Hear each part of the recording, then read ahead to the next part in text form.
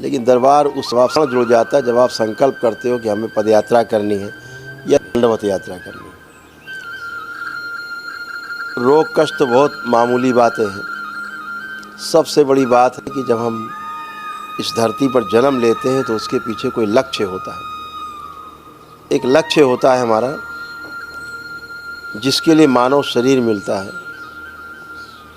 और हम सभी बहुत परम सौभाग्यशाली हैं कि मानव शरीर मिला हुआ है और हमारे सामने एक अपॉर्चुनिटी है, एक अवसर है कि हम सिद्ध कर सकें अपने को, और हम जिस लिए मानव शरीर मिला है वह हम प्राप्त कर सकें, उस लक्ष्य को प्राप्त कर सकें। आप स्वस्थ होते हो, परिवार आपका स्वस्थ होता है, जब दरबार से आप जुड़ते हो तमाम गंदगी जाती है, पितरों की मुक्ति होती है, खूब ऊर्जा मिलती है। ये सब आपके आस्था, विश्वास और श्रद्धा से ही होता है।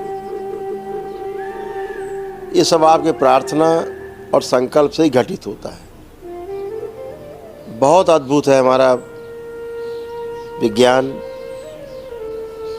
हमारी जो वैदिक साइंस है, जो हमारे ऋषि मुनियों ने, हमारे पूर्वजों ने हमको दिया है, बहुत ही अद्भुत है। हम सब उन ऋषि मुनियों के, उन महात्माओं के, उन साधु संतों के, उन गुरुओं के ऋणी हैं, जिनके बताए रास्ते पर हम चल पा रहे हैं। हम हमेशा उनके ऋणी रहेंगे। हम सभी उनके बताए रास्ते पर चल कर के ही स्वस्थ रह सकते हैं, सुखी रह सकते हैं और इस मानव जीवन में संपन्न बने रह सकते हैं। आप सभी पद यात्रा करके आए, रास्ते में आपको कष्टों का पता ही नहीं चला होगा कब आप दरबार पहुंच गए।